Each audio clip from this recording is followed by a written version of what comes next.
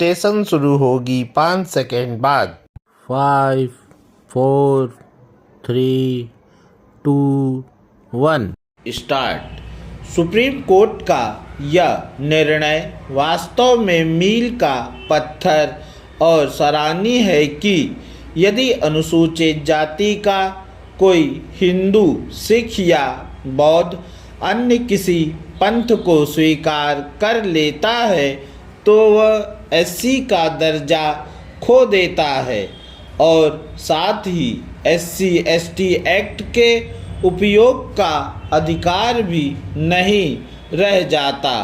यह निर्णय Andhra Pradesh high court के उस फैसले पर मुहर है जिसमें उसने अनुसूचित जाति के हिंदू से ईसाई बने एक व्यक्ति को एससी एसटी एक्ट का इस्तेमाल करने से इस आधार पर खारिज कर दिया था कि पंथ परिवर्तन के साथ ही वह अनुसूचित जाति का दर्जा खो चुका है। इस विडंबना ही कहेंगे कि वह मनतांत्रिक व्यक्ति पादरी के रूप में सक्रिय था, फिर भी एससी एसटी एक्ट का इस्तेमाल करना चाह रहा था। देश में एससी समाज के न जाने कितने हिंदू, सिख या बौद्ध हैं जिन्होंने समय के साथ विभिन्न कारणों से ईसाईयत या इस्लाम को अपनाया।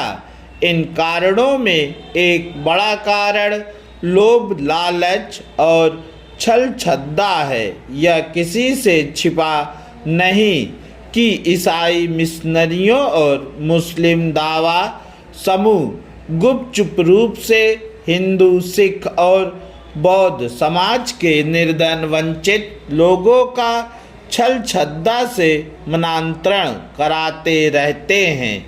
उनके चुंगल में आमतौर एससी और एसटी समाज के लोग फंसते हैं। ऐसे सुनियोजित मनांतरण को रोकने के लिए कई राज्यों ने कानून भी बनाए हैं, लेकिन वे प्रभावी नहीं सिद्ध हो पा रहे हैं। इन्हें प्रभावी होना चाहिए क्योंकि लालच और छल कपट के सहारे कराया जाने वाला मनांतरण एक तरह का राष्ट्रांतरण है। एक ओर तो ईसाई और मुस्लिम समाज के पंथिक नेता डंके की चोट पर यह कहते हैं कि उनके यहाँ जाति जैसी कोई मान्यता नहीं और दूसरी ओर यह देखने में आ रहा है कि दलित ईसाई और दलित मुस्लिम जैसी अवधारणाएं अस्तित्व में आ गई हैं। कहीं कहीं तो दलित ईसाइयों के संगठन भी बन गए हैं जो इसकी पैरवी करते रहते हैं कि मनांतरित होने के बाद भी उन्हें एससी का दर्जा और उसके तहत मिलने वाली सुविधाएं और विशेष रूप से आरक्षण के लाभ प्राप्त हों।